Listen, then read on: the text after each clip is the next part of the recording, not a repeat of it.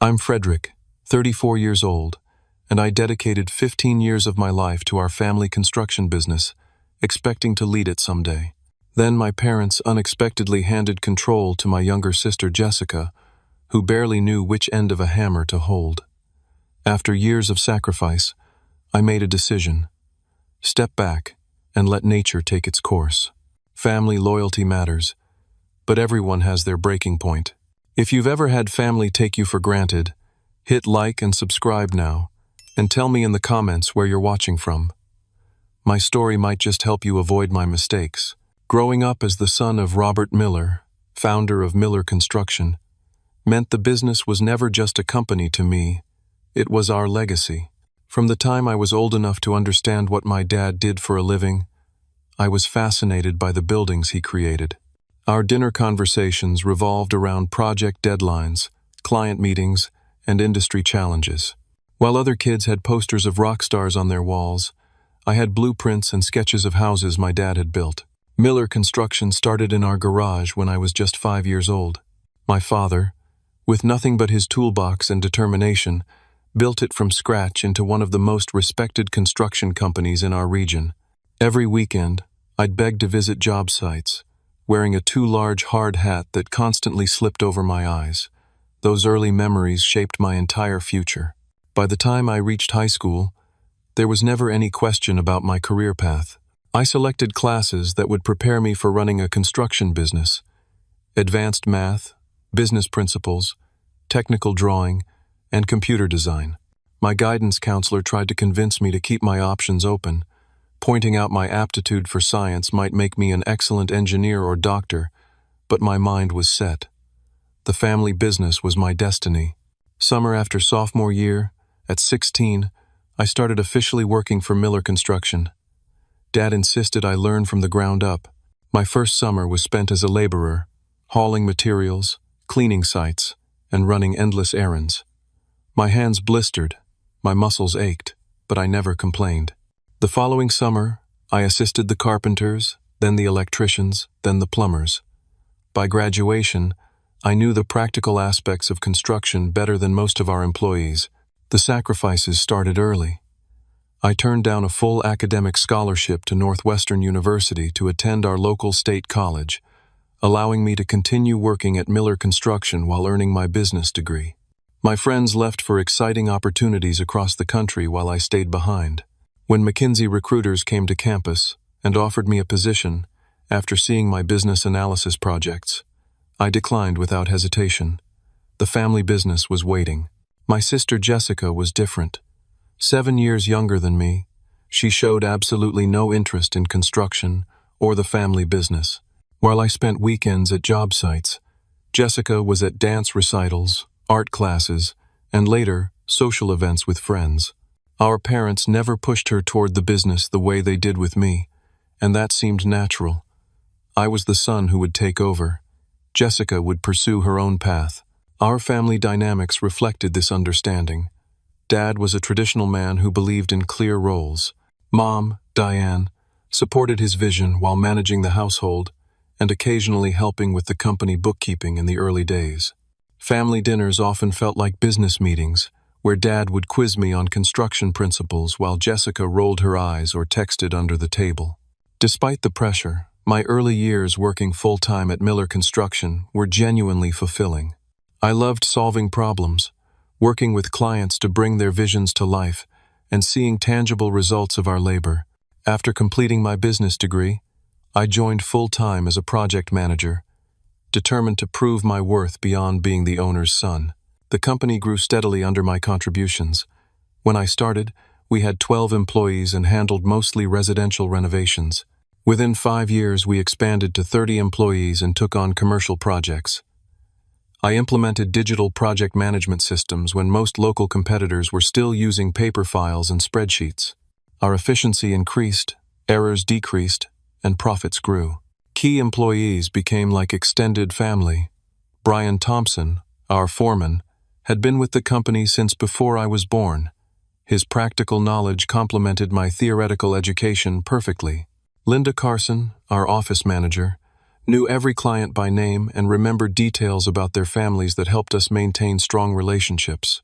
Marcus Washington, the brilliant architect we brought on when we expanded into design-build projects, turned our technical capabilities into artistic achievements. These core team members respected my position and gradually came to see me as a leader rather than just the boss's kid. By my late 20s, Miller Construction had become as much my creation as my father's. While he had built the foundation, I was building the future, or so I thought. As I entered my late 20s, Dad gradually handed me more control over daily operations. What began as managing single projects expanded to overseeing entire divisions. By 28, I was effectively running everything except for final financial decisions and major strategic directions, which Dad still insisted on controlling. The construction industry was changing rapidly, and I positioned us to evolve with it. I convinced Dad to invest in building information modeling software when competitors were still working with basic CAD programs. The $50,000 expenditure nearly caused him a second heart attack, but within 6 months, it had paid for itself by preventing costly errors and impressing upscale clients with our sophisticated presentations. We expanded our service area from a 30-mile radius to covering 3 counties. This meant more driving time, but also access to more affluent markets and larger projects. I personally handled client relationships in these new territories, often driving 2 hours each way for a single meeting to ensure we maintained the personal touch that had built our reputation. My biggest achievement came when I landed the Westridge commercial development contract, a $12 million project that would involve constructing an entire shopping center. Previously, we had never handled anything over $3 million. The developers had initially approached larger firms, but I spent weeks preparing a proposal that highlighted our personal attention, local connections, and commitment to quality that the bigger companies couldn't match. During this period of expansion, my work weeks regularly stretched to 70 or 80 hours. I arrived before sunrise to prepare for the day, and often left well after dark, reviewing contracts and planning for upcoming projects. Weekends weren't for relaxation. They were for site visits that couldn't happen during regular working hours or for catching up on paperwork. While I poured everything into the family business, Jessica was enjoying her college experience at Brentwood University, a private school costing nearly $50,000 per year. Our parents never questioned the expense, even though it strained company finances during leaner construction seasons. Jessica majored in marketing, spent a semester abroad in Paris, and joined a sorority that seemed to have more parties than philanthropic events, based on her social media posts. The contrast between our lives couldn't have been more stark. When Jessica posted photos from spring break in Cancun, I was handling the aftermath of a subcontractor bankruptcy that threatened to derail our largest project. When she stressed about final exams, I was dealing with actual financial stress that affected dozens of employees' livelihoods. Dad's health issues began during this period. A minor heart attack at 62 scared all of us and resulted in doctor-ordered reduction of his workload. His partial step back accelerated my takeover of daily operations. Though he never officially named me as his successor, the implication was clear to everyone. Dad would come into the office for a few hours each morning, review what I was doing, offer some advice or criticism, and then leave me to handle everything else. Mom became increasingly vocal about her pride in my leadership. "Frederick is just like you were at his age, Robert," she would say during family dinners. "The company will be in good hands when you retire." These comments, coupled with Dad asking for my input on long-term decisions, reinforced my understanding that Miller Construction would eventually be mine to lead. The personal sacrifices mounted during these years. My relationship with Amanda, whom I had been dating since college, entered a holding pattern. We wanted to get married, buy a house, start a family, but I kept delaying. Just until we finish the Westridge project, I'd say. Just until Dad fully recovers. Just until the company is more stable. Amanda showed remarkable patience, understanding that my dedication to the family business was part of who I was. When Jessica graduated with her marketing degree, Dad suggested bringing her into the company for a summer internship in our almost non-existent marketing department. "It would be good experience for her," he said, and maybe she could help modernize our approach.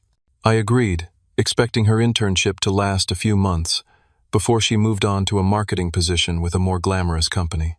Jessica's initial weeks at Miller Construction confirmed my expectations. She arrived late, took long lunches, and spent more time texting than working. Her first assignment was to update our company brochure, which she delegated almost entirely to a college friend who was a graphic design major. When the friend delivered a sleek, modern design that looked nothing like our brand identity, Jessica presented it as her own work. Despite this rocky start, something unexpected happened midway through summer. Jessica began showing genuine interest in certain aspects of the business. She accompanied me to a client meeting and afterward offered surprisingly insightful observations about their unstated concerns. She started asking questions about our bidding process and project management approach. I found myself actually enjoying having her around and began to envision a future where she might handle the marketing and client relations side while I managed operations and construction. By summer's end, I felt more secure than ever in my position as the future leader of Miller Construction. The company was thriving under my guidance. Dad was gradually stepping back, and even Jessica seemed to be finding a place within the business that complemented rather than threatened my role. I had no idea that the ground beneath my feet was already shifting. The first subtle shift in dynamics came when Jessica announced she wanted to join Miller Construction full-time after her internship. Our parents were ecstatic, both Miller children working in the family business. Mom gushed at Sunday dinner. "Your grandfather would have been so proud." Dad nodded in agreement, his eyes misty with emotion I rarely saw from him. Initially, Jessica's permanent role seemed beneficial. She formalized our marketing department, creating social media accounts, refreshing our website, and producing professional materials that definitely improved our image. We collaborated on a few projects where her presentation skills complemented my technical knowledge. At a Builders Association dinner, her charming interaction with potential clients helped us secure 2 new contracts. The first red flag appeared about 3 months after Jessica came aboard full-time. During a meeting with the Hartman Group, a commercial developer we'd worked with for years, Jessica interrupted my explanation of construction timelines to suggest an accelerated schedule I knew was impossible. Rather than deferring to my expertise, she pushed her point, making promises we couldn't keep. After the meeting, when I explained the problems with her approach, she waved off my concerns. "Clients want to hear optimistic timelines. We can always explain delays later if necessary." More concerning was her habit of going directly to Dad with ideas, bypassing our normal project management channels. I would discover changes to plans or budgets that had already received Dad's approval without my input. When confronted, Jessica would innocently claim she thought Dad had already discussed it with me, or that she was just trying to save everyone time. Family dinners became stages for subtle credit stealing. "The Sullivan project is going so well since we implemented my new client communication system," Jessica would say, conveniently omitting that the system was my idea that she had merely helped execute. Dad would beam with pride at her initiative, while I sat silently fuming. 6 months into Jessica's full-time employment, Dad began regularly consulting her on business decisions that had previously been exclusively between him and me. "Jessica thinks we should pursue more commercial work and fewer residential projects," he'd announce, presenting her opinion as if it carried equal weight to mine, despite my decade more experience. Mom's comments shifted too. What started as praise for both her children working together evolved into specific appreciation for Jessica's fresh perspective and modern thinking.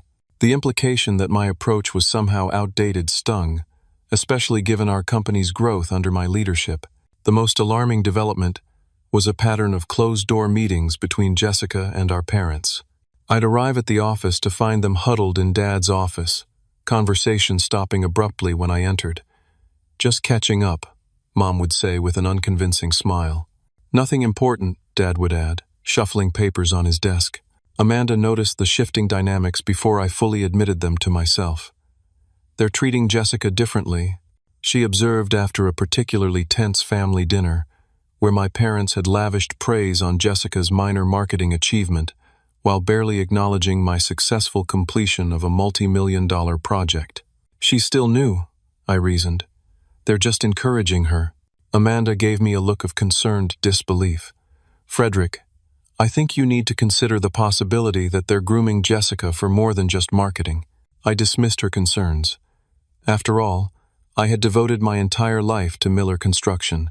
I had learned every aspect of the business, built relationships with clients and suppliers, and literally bled for the company on more than one job site. The idea that my parents would hand leadership to Jessica after her minimal contribution seemed absurd. Family gatherings grew increasingly uncomfortable. Thanksgiving dinner erupted into a heated argument when Dad praised Jessica's suggestion to target luxury home renovations, an idea I had proposed 2 years earlier, and he had rejected. Christmas gift exchanges felt transactional rather than warm, with Mom giving Jessica a leather portfolio embossed with future CEO as a joke that no one laughed at. Despite these tensions, my professional accomplishments continued. I secured the Monroe County government contract, a massive opportunity that would double our company's size and necessitate hiring 20 new employees. The project would span 3 years and generate steady, reliable income that could fund expansion into new markets. It was the kind of legacy-defining achievement that should have cemented my position as the obvious heir to the company. The situation finally boiled over during a strategy meeting, where Jessica presented a complete company rebranding proposal. New logo, new colors, new mission statement, without consulting me at all. The proposed changes discarded 30 years of brand recognition and the reputation we'd built. Worse, the accompanying business plan suggested moving away from the custom home construction that had been our bread and butter for decades. "This is ridiculous," I finally snapped after she finished her presentation. "You can't just walk in after less than a year and suggest completely dismantling everything we've built." Jessica looked hurt. "I'm not dismantling anything. I'm trying to help us evolve. By throwing away 30 years of reputation? By abandoning clients who have been with us since before you were born?" Dad cleared his throat. "Frederick, that's enough. Jessica put a lot of work into this proposal. The least you could do is consider it with an open mind." I looked at him in disbelief. "Are you serious? This would completely change the direction of the company, and she didn't even discuss it with me first." "Maybe because she knew you'd react exactly like this," Mom interjected. The meeting ended with tension thick enough to cut with a saw. As everyone filed out, Dad asked Jessica to stay behind. Through the glass wall of the conference room, I could see them continuing to discuss her proposal, their heads bent together over her presentation materials, both smiling. I drove home that evening with a knot in my stomach, Amanda's warnings echoing in my mind. For the first time, I allowed myself to consider that my position might not be as secure as I had always believed. December arrived, bringing with it the annual Miller Construction Christmas party, a tradition that had grown from pizza in the office to a full catered event at the Grand Hotel Ballroom as our company prospered. This year's party held special significance. Dad had hinted for months that he would be making a major announcement about the company's future direction. Despite the tensions of recent months, I felt confident the announcement would formalize my position as the company's next CEO. Dad had been gradually reducing his hours, and my successful management of the Monroe County project had demonstrated my capability to lead the company into its next chapter. The timing made sense. Dad would be 63 in January, and he had always talked about stepping back at 65. I prepared meticulously for what I assumed would be my moment of recognition. I bought a new charcoal gray suit, had my speech professionally printed on heavy cardstock, and even practiced my remarks in front of Amanda, who offered supportive critiques on my delivery. I planned to acknowledge Dad's legacy while outlining my vision for the company's future, respecting our traditions while embracing strategic innovation. The evening of the party arrived, and everything looked perfect. The ballroom was decorated with twinkling lights and subtle construction-themed centerpieces that Linda had designed. Employees mingled with clients and suppliers, everyone in good spirits from the open bar and the year's strong performance. Jessica arrived fashionably late in a designer dress that cost more than most of our employees made in a week, immediately drawing attention as she worked the room with practiced charm. After dinner, Dad stood and tapped his glass for attention. The room fell silent as he began his speech, praising the company's growth and thanking key employees for their contributions. My heart raced as he transitioned to talking about the future. As many of you know, I've been considering stepping back from day-to-day operations, he said, his voice carrying across the silent room. Miller Construction needs leadership that will carry it forward for the next 30 years. I straightened in my seat, preparing to stand when he called my name, which is why I'm pleased to announce that starting January 1st, Jessica Miller will be taking over as Chief Executive Officer and majority shareholder of Miller Construction. The room seemed to tilt beneath me.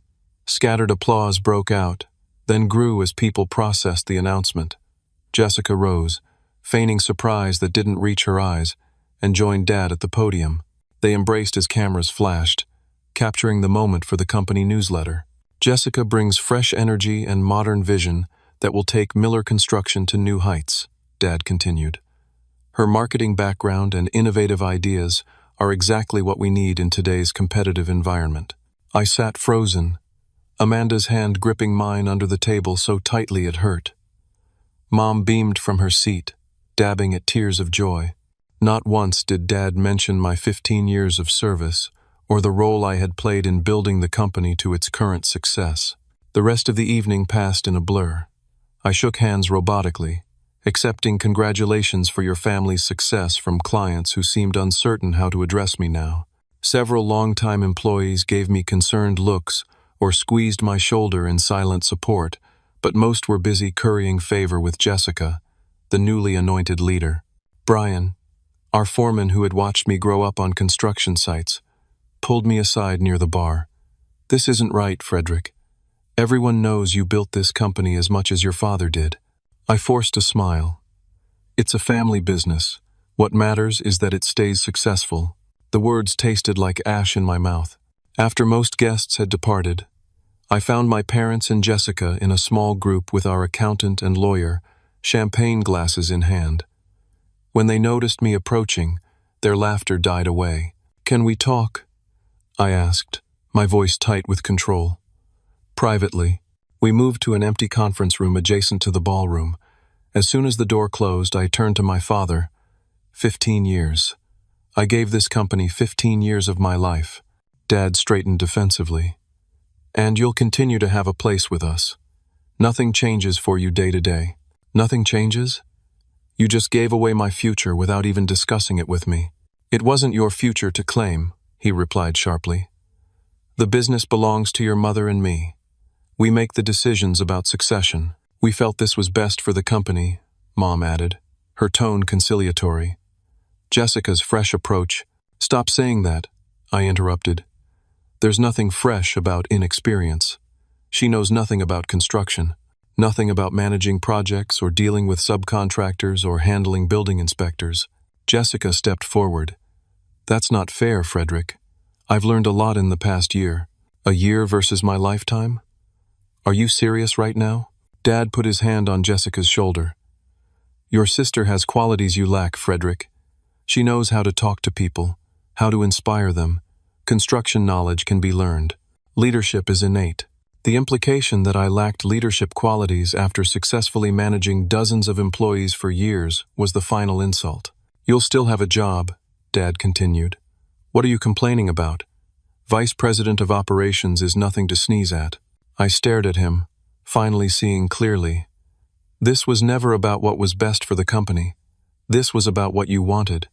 You never saw me as a leader because you never looked. The drive home was conducted in stunned silence. Amanda waited until we were inside our apartment before exploding. "How dare they? After everything you've done, your father is making the biggest mistake of his life." I sank onto the couch, tie loosened, the weight of 15 wasted years crushing my chest. "He doesn't see it that way." "Then he's a fool," Amanda declared fiercely. "And Jessica? Pretending to be surprised when she's obviously been planning this with them for months? Disgusting." Sleep eluded me that night. I stared at the ceiling, replaying years of memories, learning to read blueprints on Dad's knee, carrying lumber across job sites as a teenager, landing my first major client, solving seemingly impossible construction problems that had stumped even the veterans. Had none of it mattered? Had I been deluding myself all along about my place in the family and the business? By dawn, something had hardened inside me. If my family couldn't see my value, perhaps it was time they learned exactly what that value was worth. The weekend after the Christmas party, I barely left our apartment. Amanda brought me coffee and meals, worried as I alternated between rage and despair. By Sunday evening, I had cycled through all 5 stages of grief and reached a state of cold clarity. I could quit, I told Amanda as we sat on our balcony watching the sunset. Walk away completely. There are firms that would hire me tomorrow. She considered this, sipping her tea. What would that accomplish, besides giving them an excuse to say you abandoned the family when things got tough? Her insight cut through my emotional fog. You're right. Quitting outright plays into their narrative. So what are you thinking? She asked. I'm thinking I need to talk to someone who understands both business and family dynamics. The next morning, I called Professor Martin, my former business ethics teacher who had become a mentor. We met for coffee near campus, and I laid out the entire situation. Sounds like you have 2 separate problems, he said after listening carefully. The professional betrayal and the personal one. They require different strategies. I'm all ears. Professionally, you need to protect yourself while determining your next steps. Document your contributions, secure your client relationships, perhaps quietly explore other opportunities. Personally, he paused, choosing his words carefully. You need to decide what kind of relationship you want with your family long-term, regardless of the business situation. His advice crystallized my approach. I would continue working at Miller Construction, but on my terms. No more 70-hour weeks, no more emergency calls on weekends, no more sacrificing my personal life for a company that didn't value my contributions. I spent that evening drafting a detailed plan with Amanda's input. First, I would document all my specialized knowledge contact information for key clients and suppliers, details on ongoing projects, solutions to recurring problems that only I knew how to handle. This information would be organized and stored securely, not for leverage but for my own protection. Second, I would set clear boundaries around my time and effort. 40 hours per week, not a minute more. No responding to emails after hours. No working weekends unless contractually required and compensated appropriately. Third, I would begin discreetly networking and interviewing with competitors to understand my market value and options. Finally, and perhaps most importantly, I would watch carefully and document the inevitable problems that would arise under Jessica's leadership, not out of spite, but to protect myself from being blamed for failures I didn't create. Monday morning, I arrived at the office precisely at 8 o'clock rather than my usual 6:30. Jessica was already there, sitting in Dad's old office, looking uncomfortable behind the massive desk. She smiled tentatively when she saw me. Good morning, Frederick. I was hoping we could talk about the transition. Of course, I replied with professional courtesy that revealed nothing of my inner thoughts. What would you like to discuss? I'm thinking we should have daily briefings, at least for the first few months. There's so much I need to learn about the operational side. I'm available during business hours, I said. My calendar is updated with my availability. If she noticed the emphasis on business hours, she didn't show it. We spent an hour reviewing ongoing projects, during which I provided accurate but minimal information. When she asked questions, I answered directly without volunteering additional insights or context. The changes in my approach were subtle at first, noticeable only to those who knew me well. When a client called at 7 in the evening with a non-emergency question, I let it go to voicemail and responded the next morning. When a supplier delivery was delayed, I documented the issue and its impact rather than personally driving to the warehouse to expedite it as I would have before. Brian, our foreman, was the first to notice. You okay, Frederick? You seem different lately. I'm fine, I assured him, just establishing better work-life balance. His knowing look told me he understood the real situation. About time. Been telling you that for years. Jessica's struggles became apparent within weeks. The first major crisis occurred when a custom home client requested substantial changes mid-project. Previously, I would have managed the client's expectations, adjusted the schedule and budget, and smoothed any ruffled feathers among the subcontractors. Jessica approved the changes without understanding the cascading impacts, then became flustered when costs escalated and deadlines slipped. She burst into my office late one afternoon, clutching a budget variance report. "Why is the Henderson project 30% over budget? What's happening?" I looked up calmly from my computer. "The change orders you approved required extensive rework of completed elements. That costs money. Why didn't someone tell me?" According to the meeting notes, Brian explained the implications when you discussed the changes. "There's a documented warning about budget impact." I pulled up the notes on my screen and turned it toward her. Her face flushed. "Well, we need to fix this. Can you talk to the subcontractors about reducing their charges?" "That would be inappropriate. They've already performed the work based on approved change orders. We need to explain the situation to the client and invoice accordingly." Jessica left my office frustrated, and I returned to my work, logging off precisely at 5 o'clock despite knowing she was meeting with the client later that evening. The next day, I learned she had promised the client to absorb the extra costs as a courtesy, a decision that cost the company nearly $30,000. Similar scenarios played out across multiple projects. Jessica struggled with the technical aspects of construction scheduling, underestimated completion times, and failed to anticipate common problems that experienced managers would have prevented. When difficulties arose, she often made expensive concessions rather than having difficult conversations with clients or contractors. Meanwhile, I continued my quiet job search. A lunch meeting with the owner of Westbrook Construction, our biggest competitor, revealed that my reputation in the industry was stronger than I'd realized. "We'd create a position for you tomorrow," Tom Westbrook told me bluntly. "Name your salary. Your client relationships alone would be worth the investment." I thanked him, but maintained I was just networking, not actively looking to leave yet. Similar conversations with 3 other firms confirmed my market value and provided a safety net for when the time came to make my move. At home, Amanda and I began planning our future outside of Miller Construction. We looked at houses, discussing locations that would work regardless of where I ultimately landed professionally. We set a wedding date, no longer willing to delay our personal lives for the family business. The fog of betrayal gradually lifted as I focused on building something new rather than mourning what I'd lost. 3 months into Jessica's leadership, the consequences of inexperience became impossible to ignore. Brian resigned after a particularly heated disagreement about safety protocols that Jessica had deemed too costly and time-consuming. Linda followed 2 weeks later, citing changes in company culture in her resignation letter. Both had been with Miller Construction for over 20 years. Jessica replaced them with friends from her university days, a former sorority sister as office manager, and her ex-boyfriend's brother as site supervisor, neither with relevant experience. Quality issues multiplied, and client complaints increased exponentially. Dad began showing up at the office more frequently, his expression growing increasingly concerned as he observed the chaos.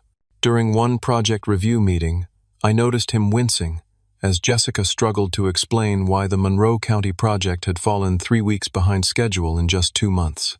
"Perhaps Frederick could help get things back on track," he suggested tentatively. "I'm handling it," Jessica responded sharply. "We just need to adjust some workflows." I remained silent, taking notes, and responding only when directly addressed. Later that day, Dad stopped by my office, closing the door behind him. "Things seem to be a bit rocky," he said, an understatement of monumental proportions. "Transitions can be challenging," I replied neutrally. He fidgeted with his watch. "Jessica mentioned you haven't been as available as you used to be." "I'm fulfilling all my contractual obligations," I said. 40 hours a week, full attention to my assigned responsibilities. "But before, you always went above and beyond." I met his gaze directly. That was when I believed my contributions were valued and would be rewarded accordingly. He had no response to that, and after an uncomfortable silence, he left.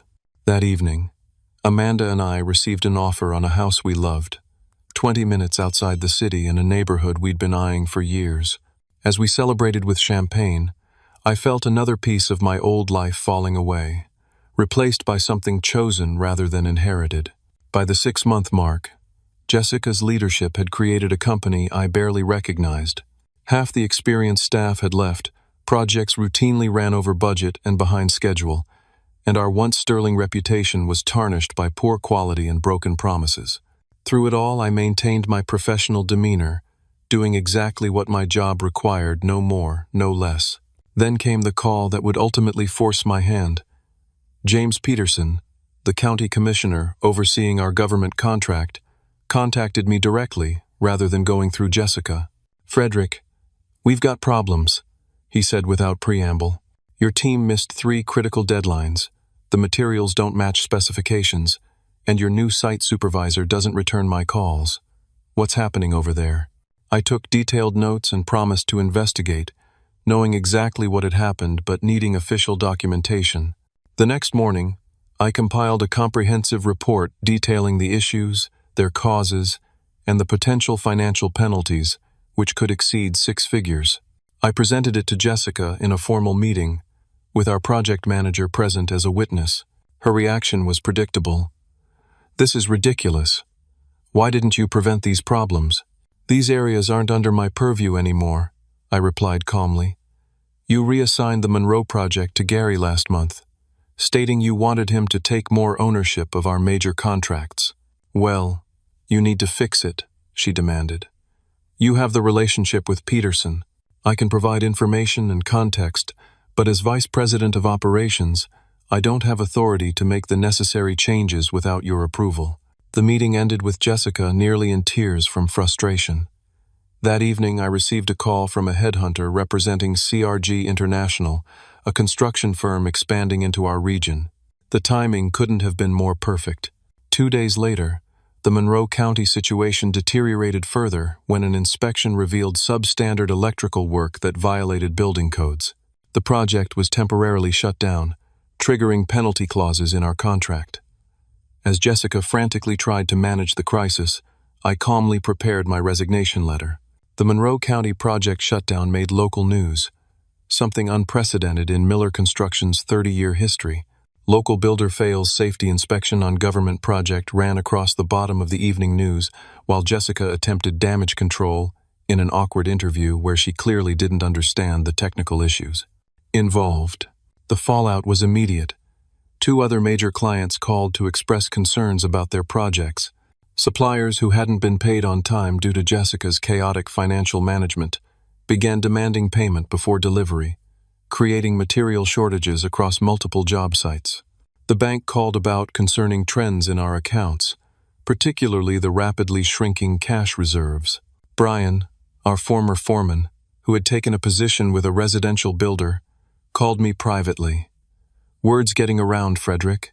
Subcontractors are adding premium to their bids for Miller construction jobs because they don't trust they'll get paid on time." I thanked him for the information and added it to my growing documentation. It wasn't schadenfreude driving me. It was self-preservation and a desire for truth to be recognized. 3 months and 2 weeks into Jessica's leadership, the first major project collapsed entirely. The Riverside commercial development, a strip mall that had been 90% complete when Jessica took over, fell 6 weeks behind schedule after she repeatedly changed finishes and layouts to improve aesthetics without consulting the tenants who had already signed leases based on the original designs. The anchor tenant pulled out, citing breach of contract, which triggered an exodus of other committed businesses. The property owner threatened litigation, and suddenly Miller Construction was facing not only lost revenue but potential legal expenses and damages. That weekend, my parents called a family dinner, the first in months, as tensions had made our usual Sunday gatherings too uncomfortable to continue. Amanda and I arrived to find my parents looking tired and stressed. Jessica arrived late, eyes red from crying. Dinner was a silent, awkward affair until Dad finally cleared his throat. "We need to discuss the business." "What about it?" I asked, taking a sip of water. "Things aren't going as smoothly as expected," he admitted, the understatement of the year. Mom jumped in, still defensive. "Any new leadership has adjustment periods. Jessica just needs more time." "Time won't fix fundamental problems," I replied calmly. "Construction requires technical knowledge and industry relationships that take years to develop." "Are you saying I'm incapable of learning?" Jessica snapped, her composure cracking. "I'm saying the company can't afford the tuition for your education," I responded. Every mistake costs money and reputation we may never recover. This is ridiculous. Jessica stood up, hands flat on the table. You've been undermining me from day one. You're happy to see me fail. I haven't done anything except exactly what my job description entails, I said evenly. No more unpaid overtime, no more solving problems outside my department, no more covering for management mistakes. You're sabotaging me, she accused. Jessica, Dad interrupted sharply. That's enough. Frederick hasn't done anything wrong professionally. It was the first time he'd defended me since the succession announcement, but it came far too late. The situation at Monroe County is dire, Dad continued, turning to me. We need your help, Frederick. You have the relationships and knowledge to get things back on track. I'm sorry, but I can't take that on, I replied. I'm already at capacity with my assigned projects, and I have personal commitments that prevent me from working additional hours. What personal commitments could possibly be more important than saving the family business? Mom demanded. Amanda spoke for the first time that evening. We're buying a house and planning our wedding. Things we've delayed for years while Frederick poured everything into Miller Construction. An uncomfortable silence fell over the table. Finally, Dad spoke again. We could offer additional compensation for taking on the Monroe project, a bonus structure tied to getting it back on schedule. It was exactly the kind of recognition and reward that should have come years ago. Now, it was too little, too late. I'm afraid that won't be possible, I said. I've accepted a position with CRG International as their regional operations director. I start in 3 weeks. The shock around the table was palpable. Mom's fork clattered against her plate. Dad's face drained of color. Jessica looked simultaneously vindicated and terrified. You're leaving? Dad asked hoarsely. After all these years? Yes. My resignation letter will be on your desk Monday morning. The drive home was significantly lighter than the drive there had been. Amanda reached over and squeezed my hand. You did the right thing. They needed to hear the truth. I know, I said. I just wish it hadn't come to this. The next 3 weeks were a strange limbo. I worked diligently to document all my processes, create transition materials, and ensure my departure wouldn't damage the company beyond what its leadership had already done. Jessica avoided me entirely, working from home most days. Dad made several awkward attempts at reconciliation, offering increased salary and even an equity stake too late to change my decision. My final client meeting was with James Peterson from Monroe County. I introduced him to my replacement, explained the situation professionally, and assured him I had documented everything needed to get the project back on track. After my replacement left, Peterson shook his head. Their loss is going to be catastrophic, Frederick. You were the heart of that company. Maybe, I acknowledged, but it's time for me to build something new. My last day at Miller Construction was surreal.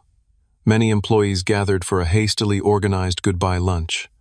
Linda, who had already left, came back specifically to wish me well.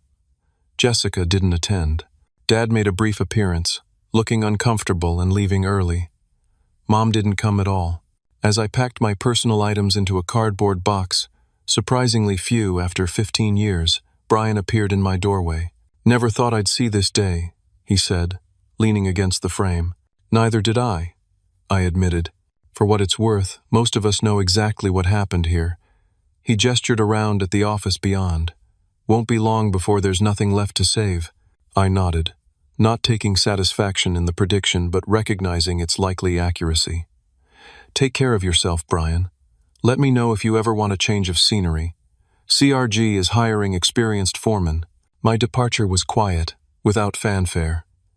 I turned in my keys and company phone, signed the final paperwork, and walked out the door of the building I had helped design 8 years earlier. It felt like leaving a part of myself behind, but also like shedding a weight I'd carried for too long. That evening, Amanda and I signed the papers for our new house, a beautiful colonial with a large yard perfect for the children we hoped to have. As we toasted our future, my phone buzzed with a text from Linda. Jessica just fired Marcus for insubordination after he questioned a design change. The architect who replaced him has never done commercial work. I put my phone away without responding. Miller Construction's fate was no longer my concern. 6 months into my new position at CRG International, life had transformed completely. My role came with appropriate compensation, recognition of my expertise, and most importantly, reasonable expectations about work-life balance. For the first time in my adult life, I regularly left the office by 5 and enjoyed weekends without work interruptions. Amanda and I settled into our new home, planning our wedding for the following spring. The distance from Miller Construction allowed old wounds to begin healing, though occasional updates from former colleagues kept me informed of the company's continuing decline. Monroe County had ultimately canceled their contract after repeated failures to meet revised deadlines, resulting in a financial penalty that reportedly strained the company's resources to breaking point. 3 more experienced project managers had resigned, followed by their teams. Jessica had attempted to pivot to smaller residential projects, but the company's damaged reputation made winning new clients difficult. I took no pleasure in these reports. Despite everything, Miller Construction represented my family's legacy and decades of hard work by many dedicated people. Watching its decline was like watching a childhood home slowly crumble, painful even when you've moved on. The most unexpected development came nearly a year after my departure. On a Sunday afternoon, as Amanda and I worked in our garden, my father's truck pulled into our driveway. He sat there for several minutes before finally emerging, looking older and more tired than I remembered. "Your mother doesn't know I'm here," he said as I met him halfway up the walkway. "Would you like to come in?" I offered, surprising myself with the invitation. He nodded, following me inside. Amanda graciously offered him coffee and then made herself scarce, giving us privacy to talk. We sat in awkward silence until Dad finally spoke. "Miller Construction is being sold. The papers will be signed next week." Though I'd suspected this outcome, hearing it confirmed still felt like a punch to the stomach. "I'm sorry to hear that. 20 cents on the dollar of what it was worth 2 years ago," he continued, staring into his coffee. "Barely enough to cover our debts and provide a small retirement fund for your mother and me." I remained silent, waiting. "Jessica stepped down 3 months ago. She's in therapy now, dealing with anxiety and depression. Says the pressure was too much." He looked up at me. "She never wanted it, you know." "Not really. She wanted my approval, and I used that against her. Against both of you." The admission stunned me. "What do you mean?" "I convinced myself Jessica needed the business more than you did, that you would be successful anywhere, while she needed the structure and legacy." He shook his head slowly. "I was wrong. Catastrophically wrong. Why are you telling me this now?" "Because I owe you an apology, and much more that I can never repay." His voice cracked. "I took your dedication for granted. Worse, I punished you for it. The more you gave, the more I expected, until I couldn't even see what you were contributing." The apology I had once desperately wanted now felt hollow against the magnitude of what had been lost. Not just the business, but years of relationship and trust. "I don't expect forgiveness," he continued, "but I want you to know I recognize what I did, what we did, and I'm sorry." We talked for another hour, not resolving everything but beginning a process that might eventually lead to healing. As he was leaving, Dad turned back. "You're doing well here? At CRG?" "I am," I confirmed. "Very well." "Good." He nodded, seeming genuinely relieved. "That's good." Over the following months, our family cautiously began rebuilding relationships separate from the business that had defined us for so long. Jessica and I met for coffee, an awkward but necessary conversation where she acknowledged her role in what happened, while also sharing how our parents had manipulated her insecurities. Mom remained the most resistant to accountability, but even she eventually admitted things should have been handled differently. My wedding day arrived, a joyful celebration, notably free of business talk. Dad gave a toast that acknowledged my new path without dwelling on the past. "To building new foundations," he said, raising his glass with a look that conveyed deeper meaning between us. 2 years after leaving Miller Construction, I was promoted to National Operations Director at CRG. The position came with equity in the company and a level of respect I had never experienced in the family business. Projects under my direction consistently came in on time and under budget, building my reputation industry-wide. The lessons I learned through this painful experience transformed my approach to both work and family. I established clear boundaries around my time and energy, recognizing that martyrdom serves no one in the long run. I learned to articulate my value, rather than assuming it would be recognized. Most importantly, I discovered that sometimes stepping back is the only way for others to see what you've been contributing all along. Family businesses carry unique challenges, blending personal relationships with professional responsibilities in ways that can become toxic when not carefully managed. Clear agreements, appropriate compensation, and transparent communication are not just business best practices, they're essential for preserving family bonds when money and power enter the equation. The irony wasn't lost on me that my greatest professional success came only after the devastating loss of what I thought was my destiny. The family business I had poured my life into became a stepping stone to something better suited to my talents and values. Sometimes the path you're pushed off turns out not to be the right one after all. Has anyone in your family ever taken you for granted? Have you ever had to step back to show your true value? Leave a comment below and share your experience. Life's most painful moments often contain our most valuable lessons if we're willing to learn from them. Don't forget to like, subscribe, and share this video if it resonated with you. Until next time, this is Frederick, reminding you that sometimes letting go is the first step toward building something better.